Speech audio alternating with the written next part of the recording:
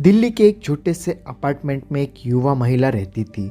उसकी जिंदगी साधारण थी, लेकिन एक दिन उसे एक रहस्यमय दर्पण मिला। वह दर्पण अनोखा और अद्भुत था। उसमें चमक और करिश्मा था जो उसे आकर्षित करता था। वह दर्पण उसे अपनी ओर खींचने लगा और इसके साथ ही उसकी जिंदगी में एक अद्भुत और भयानक बदलाव आने लगे। और यह छोटा सा दर्पण उसे अपार्टमेंट के एक पुराने बक्से में से छिपा हुआ मिला था। उसके खुलने पर उस लड़की को यह दर्पण मिला और उसने इस दर्पण को स्वीकार कर लिया और धीरे धीरे उसे यह दर्पण के बारे में अधिक जानकारी मिली। यह दर्पण बाहरी दुनिया से अलग दिखता था, जैसे कि वह किसी अन्य दुनिया से लाया गया हो। जब वह महिला दर्पण को घूरती है तो उसका प्रतिबिंब बदलने लगता है और धीरे धीरे उसका प्रतिबिंब एक राक्षसी रूप में दिखने लगता है और वो राक्षस उसे आकर्षित करने का प्रयास करता है और उसे अपने कब्जे में करने की कोशिश करता है। पहले कुछ दिनों में यह सब सिर्फ एक विचित्र अनुभव लगता है, लेकिन धीरे धीरे इसकी शक्ति बढ़ती है और महिला को निरंतर परेशान करने लगती है। दिन बीतने के साथ साथ राक्षस की शक्ति बढ़ने लगती है। उसकी शक्ति और आकर्षण धीरे धीरे महिला को अपने अंदर खींचने लगती है।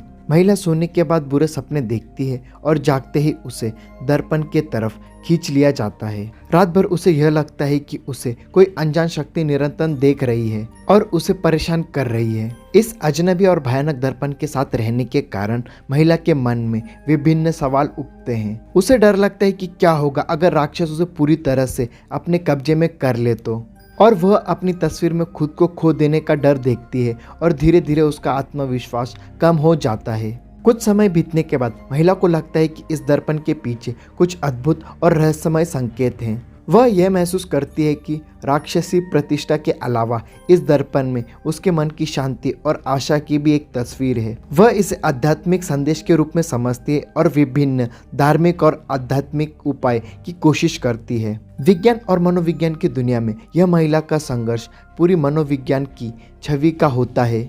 उसे राक्षसी प्रतिष्ठा के आवेश का गहराई से अनुभव होता है। उसे यह भी जानने की कोशिश करनी पड़ती है कि मानसिक चिकित्सा की कठिनाइयां और उलझनें क्या हैं और कैसे उसे इस राक्षसीय शक्ति से बचाया जा सकता है। और आखिरकार महिला को अपने संघर्ष का सामर्थ्य मिलता है। उसे धीरे धीरे यह महसूस होता है कि वह दर्पण के वश में नहीं हो सकती है और राक्षस को परास्त करने के लिए उसे अपनी मानसिक और आध्यात्मिक शक्ति का उपयोग करना होगा। उसे धैर्य, संकल्प और विश्वास की आवश्यकता होगी जो उसे राक्षसी प्रतिष्ठा से मुक्त करा सकेगी।